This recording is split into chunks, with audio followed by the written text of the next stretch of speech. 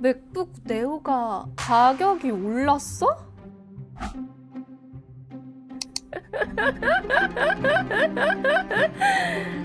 이제 쉴드 불가네. 견디고 듣다 보면 늘어가는 테크 지식. 오케이.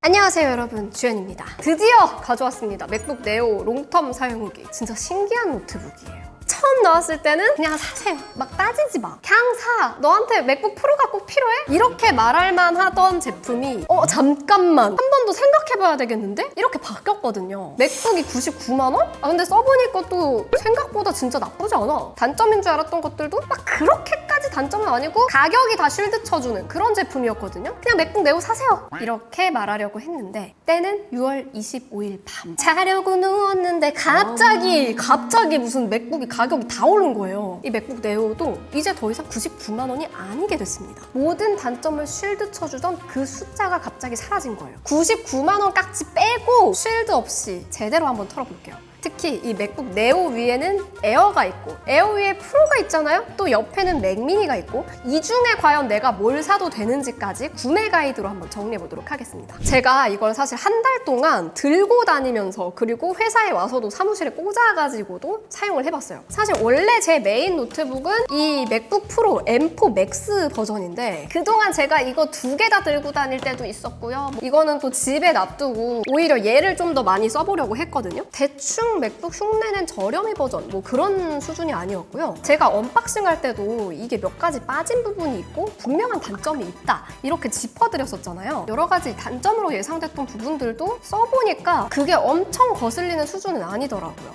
일단은 예뻐요. 제가 언박싱 때도 진짜 막 비명을 지르고 난리가 났었는데 저는 이 블러쉬 색상으로 썼거든요. 진짜 지금 봐도 너무 예쁘지 않나요? 이게 색감도 그렇고 소재감도 그렇고 일단 접었을 때도 약간 동글동글한 이 쉐입도 너무 귀엽고 진짜 그냥 가방 쌀 때마다 기분이 좋아요. 그리고 제가 얼마 전까지 아이폰 17 이 핑크 색상을 메인폰으로 썼는데 걔랑 같이 들고 다닐 때 특히 더 기분이 좋아요. 이게 진짜 스펙이 다가 아니라 일단 쓸 때 기분이 좋으면 그냥 좋아하게 돼버리는구나 이런 생각이 좀 들었고 안쪽에 키보드 부분도 이렇게 색깔이 맞춰져 있어가지고 그냥 칙칙한 블랙 색상의 키보드보다 확실히 볼 때마다 기분이 좋더라고요. 그리고 맥북에서 기대하는 것들 있잖아요. 이 알루미늄 바디의 고급스러움이나 이 트랙패드, 화면 품질, 그리고 지문 인식 뭐 이런 부분들이 약간 아쉬울 거라고 생각을 했는데 저는 좀 놀랐던 게 트랙패드가 햅틱 반응이 빠져있고 실제 눌리는 물리 트랙패드인데도 제가 윈도우 노트북 쓸 때 짜증났던 햅틱 반응 없는 트랙패드랑은 되게 다르더라고요. 생각보다 되게 부드럽게 잘 구현을 해놨고 다만 눌릴 때 이렇게 통통거리는 클릭할 때의 그 반동? 이런 게 좀 느껴지는 거는 아쉽긴 했습니다. 물론 평상시에 맥북 프로나 맥북 에어에서 포스터치로 들어가는 기능들 링크 부분 꾹 눌러가지고 미리 화면을 본다거나 뭐 지도 위치를 본다거나 그런 거를 원래 잘 쓰신 분들이라면 좀 아쉬울 수 있는데 없다고 해서 왜 없지? 불편하다 이런 생각은 단 한 번도 들지 않아서 저 스스로에게 정말 깜짝 놀랐던 사용 경험이었고 그리고 저는 사실 99만 원짜리를 사지 않고 당시 119만 원짜리를 샀어요. 512GB 모델을 샀는데 256GB를 누구 코에 붙여? 한 달 쓰면 용량 다 터져 나가고 막 싹 정리해줘야 되고 그래서 512를 샀는데 그래서 저는 지문인식이 있는 버전으로 구매를 해서 쓰고 있지만 지문인식이 없으면 어땠을까를 상상하면서 어쨌거나 리뷰를 해야 되니까 제가 일부러 지문인식을 그냥 안 쓰고도 사용을 해봤어요. 생각보다 아무 생각 안 들던데? 라는 그게 있었어요. 왜냐하면 제가 항상 사무실에 출근을 하면은 외장 모니터에다가 연결을 해가지고 키보드를 연결해서 쓰니까 퉁퉁 깨우기 하고 당연하게도 비밀번호를 치고 들어갑니다. 아니면 애플워치를 차고 있는 날에는 그냥 애플워치로 열기가 돼가지고 그냥 자연스럽게 열리는 거예요. 여러분이 만약에 지문인식이 없는 버전 256GB 버전을 샀더라도 제 생각에는 애플워치를 같이 쓰고 계시다면 전혀 불편할 일이 없을 거고 아니면 패스키 입력해야 될 때 그럴 때는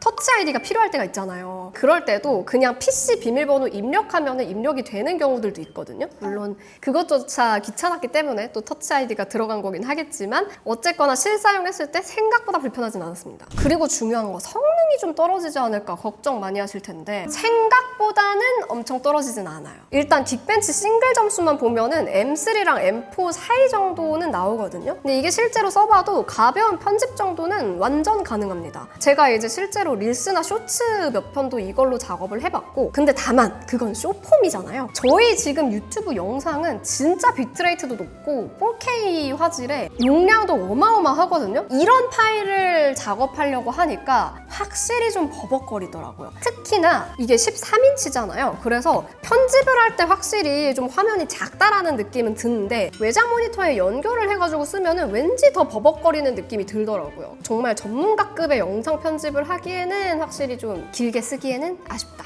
하지만 우리 크리에이터에도 종류가 많잖아요. 요즘은 그냥 릴스 하시는 분들도 많고 숏폼 크리에이터 분들도 많고 FHD로 작업하시는 분들도 많으니까 그런 분들한테는 충분히 어도비 프로그램을 사용을 해도 쓸만한 그런 성능이었습니다. 근데 솔직히 쾌적하다까지는 아니었어요. 그리고 들고 다닐 때 너무 좋은데 예뻐서가 아니라 일단 작고 가벼워요. 근데 이걸 가볍다 하는데 맥북 에어 13인치랑 동일한 무게입니다. 가벼워서 맥북 네오를 산다라고 하는 거는 좀 아니고 저는 맥북 프로 유저였다 보니까 이게 너무 가볍게 느껴지는 거예요. 그래서 진짜 맥북 프로는 제 등허리가 막 휘어가고 이렇게 옆으로 매는 가방 쓰면은 어깨 더 아파. 근데 얘를 쓰고 나서부터는 마음이 너무 가벼워요. 일단 가방이 가벼워지니까 등짝과 어깨의 건강이 좀 덜 무너진다는 거. 자, 그런데 이렇게 장점들도 있고 생각보다 괜찮은 제품이었지만 단점들이 굉장히 명확한 제품이었습니다. 이제는 99만 원이라는 가격으로 쉴드조차 칠 수 없게 된 진짜 단점들 낱낱이 얘기해 볼게요. 첫 번째, 8GB 램과 칩셋의 한계. 일단 다들 물어보는 8GB 램 진짜 쓸만한가요? 솔직히 이게 못 쓸 정도냐? 아닙니다. 그렇진 않아요. 그냥 카페에 가가지고 창 진짜 막 10개, 15개씩 띄워놓고 포토샵에서 썸네일 작업하고 이런 거 하는 거에는 전혀 무리가 없었어요. 그래서 진짜 내가 뭐 카페나 스카에서 기획안도 쓰고 웹서핑도 하고 이런 용도라면 전혀 무리가 없습니다. 하지만 이게 어디서부터 무리가 생기느냐? 편집을 하면서 브라우저로 여러 개의 창 켜놓고 뭐 레퍼런스를 찾는다거나 뭐 정보를 찾는다거나 거기에다가 AI 엔진을 막 돌린다거나 이렇게 다중 작업을 하기 시작하면은 8GB 램이 예상대로 발목을 잡더라고요. 약간 이런 느낌이 들거든요. 하나씩 이렇게 꺼주고 뭔가 좀 관리해줘야 되는 그런 느낌이 들긴 했어요. 물론 제가 조금 작업을 무겁게 해서 그런 걸 수도 있고 근데 이게 램 용량만의 문제가 아니에요. 여기 들어간 칩이 아이폰에 쓰이는 A18 프로거든요. 메모리 대역폭도 에어보다 확실히 낮아요. 맥북 에어냐 맥북 네오냐 이렇게 고민을 만약에 하고 계신다면 얘는 M5가 들어간 맥북 에어랑 비교할 물건은 아닙니다. 긱벤치 점수상으로도 M3와 M4 사이 정도의 싱글 점수를 보여주고 있고 멀티 점수로는 더 떨어지거든요. 그러다 보니까 멀티태스킹을 빡세게 하거나 아니면은 영상 편집 중에서도 4K 영상에 이렇게 긴 영상 그리고 거기에 색보정도 넣고 자막도 넣고 근데 심지어 이걸 파이널 컷에서 하는 게 아니라 어도비 프리미어 프로에서 해야 된다? 약간 부족한데? 이런 느낌을 바로 받으실 수가 있을 것 같더라고요. 그리고 이게 앞으로 점점 더 커질 문제인데 이번에 애플이 WWDC에서 새롭게 발표한 기능들 있잖아요. 이 애플 인텔리전스가 8GB 램에서는 일부만 제대로 돌아갑니다. 일부 온디바이스 기능들은 딱 12GB 램에서만 돌아갑니다 라고까지 명시가 돼 있거든요. 그래서 그런 기능들은 아예 쓸 수가 없고 또 이 8GB 램으로는 내가 하는 작업에다가 AI 엔진까지 돌아가고 이러면은 풀로 쓸 수밖에 없거든요. 그러면 당연하게도 내가 하고 있는 작업에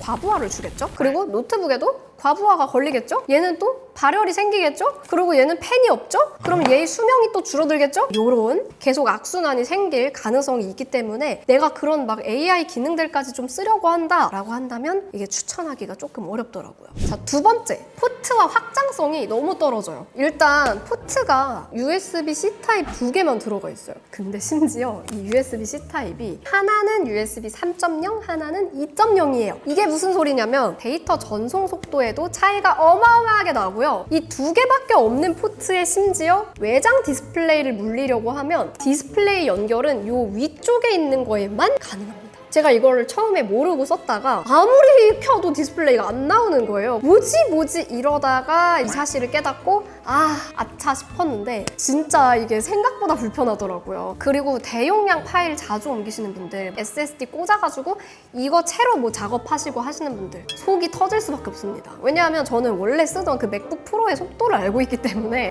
이거 진짜 제일 최대 단점이다 라는 생각이 들었고, SD카드 포트 없는 거 뭐 이런 거야 뭐 어떻게 보면 그건 에어도 없으니까 그럴만한데, 이제 그나마 있는 2개의 포트에 하나 디스플레이 물리고 하나 허브 물리고 나면은 이제 끝이라는 거. 세 번째, 이건 의외의 단점이었는데 바로 디스플레이 비율입니다. 이 디스플레이 비율이 저도 처음에는 몰랐는데 쓰다 보니까 위아래 비율이 되게 짧은 거예요. 이게 맥북 프로랑 맥북 에어랑 비교를 하면은 확실히 가로로 조금 더 긴 느낌, 위아래가 좀 짧은 느낌이 들어가지고 이게 어쩔 때 불편하냐면 문서 작업할 때 왠지 더 스크롤을 올렸다 내렸다 하는 비율이 더 높아지고, 오히려 영상 볼 때는 레터박스가 좀 더 줄어든 것 같아서 조금 더 깔끔한 느낌이 들긴 하거든요. M자 탈모가 없는 친구여가지고 오히려 예쁘다라고 생각을 했는데 이 비율이 좀 납작한 게 많이 불편하긴 하더라고요. 네 번째로 고속 충전이 안 됩니다. 이거 진짜 제가 한 달 쓰면서 제일 자주 좀 스트레스 받았던 건데, 얘는 충전 속도가 최대 30W예요. 맥북 에어만 돼도 충전 속도가 70W까지 나오잖아요. 충전기나 아니면 보조 배터리, 저는 보조 배터리 진짜 막 200W 넘는 거, 300W 넘는 거 이런 거 괴물 보조 배터리 이런 걸로 물려놓고 많이 쓰거든요. 그런 걸 물리면 뭐해? 30W밖에 못 받는데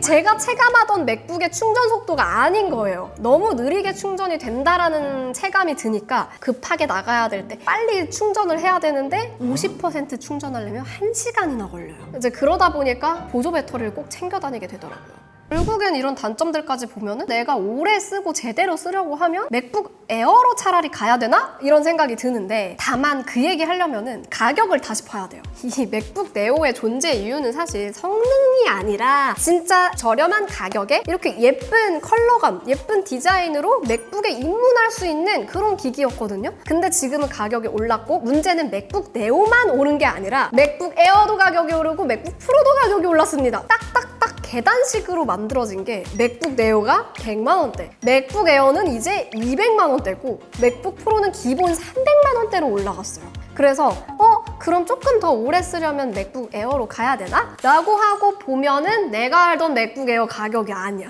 이제 에어도 너무 비싸. 이게 우프게도 우리 소비자들 탓이 아닙니다. 그냥 정말 뭐 시장이 뭐 이렇다 저렇다 하면서 애플이 가격을 그냥 올린 거예요. 그리고 하나 더. 지금 맥북 에어가 M5가 들어가고 성능이 진짜 좋아졌어요. 근데 냉정하게 일반 소비자들한테 M5까지 필요할까? 이제는 맥북 에어도 너한테 정말 맥북 프로가 필요해? 라고 물었던 것처럼 너한테 정말 M5가 필요해? 맥북 네오면 되지 않겠어? 이렇게 물어볼 단계가 돼버린 거예요. 맥북 네오는 좀 부족하고 M5 에어는 좀 과하고, 그럼 이 사이에 있는 소비자들은 뭘 사야 되냐? 일단 2세대가 어떻게 나올지 애플에서 공식적으로 발표한 건 없어요. 근데 지금 나오고 있는 루머에 따르면은 다음 맥북 네오는 A19 칩셋에 12기가 램을 넣는다고 하더라고요. 근데 이것도 확정은 아닙니다. 근데 어쨌거나 지금 맥북 네오의 가장 큰 아쉬움 중에 하나는 8GB 램이잖아요. 이걸 지금 산다고 해서 몇 년을 내가 쓸 수 있을까? 이걸 판단해야 되는데, 진짜 오래 쓸 거라고 생각하시고 지금 당장 노트북을 구매해야 되는 게 아니라면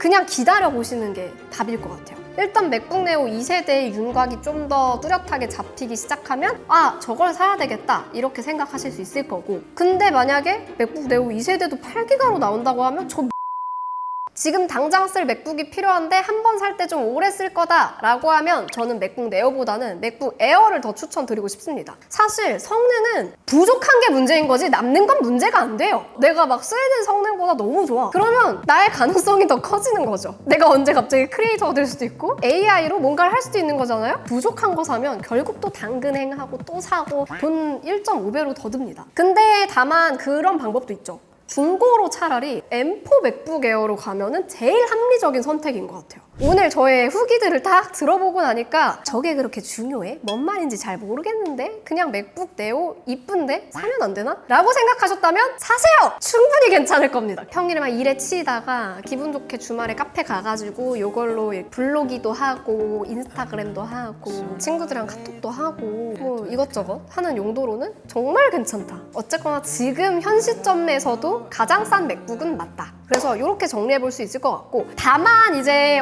맥을 좀 써보고 싶은데 노트북이 아니어도 된다라고 하면은 그러면 차라리 맥미니죠. 맥미니가 성능도 더 좋고, 다만 디스플레이를 또 따로 사야 되고 키보드 마우스 따로 사야 되니까 추가 비용이 많이 들어서 그렇지, 맥미니 구매 가이드가 궁금하시다면 아래 더보기란에 있는 영상도 참고하시고요. 저는 오늘 영상에서 이 얘기를 하고 싶었어요. 이제 맥북 네오가 더 이상 싸다고 그냥 막 사세요 라고 할 만한 제품이 아니게 됐지만, 그렇다고 당장 이제 맥북 네오 사지 마세요 라고 할 게 아니라 가격이 오른 만큼 사기 전에 내 사용 방식을 한 번 더 체크해 볼 만한 시점이 됐다. 제가 솔직히 하루 동안 많이 하는 일을 생각해보면 막 초고 사양 영상을 편집하는 일보다는 저는 주로 기획하고 정리하고 회의하고 이동도 엄청 많이 하거든요. 그러다 보니까 차라리 무거운 맥북 프로보다는 이제는 나는 적당한 사양을 가지고 있는 맥북 에어가 딱 적당하지 않을까, 이런 생각이 드는데, 이런 식으로 진짜 여러분의 사용 환경과 역할에 맞게 골라보시는 게 저는 딱 맞는 정답이라고 할 수 있을 것 같아요. 오늘 영상 보시고 도움이 되었다면 구독해주시고요. 구독해주시면 저의 다음번에는 M5 맥북 에어 실사용 후기가 아마 올라오지 않을까 싶고, 또 궁금한 점 있으면 댓글로 남겨주시면 리뷰로 찾아오도록 하겠습니다. 안녕! 빠이!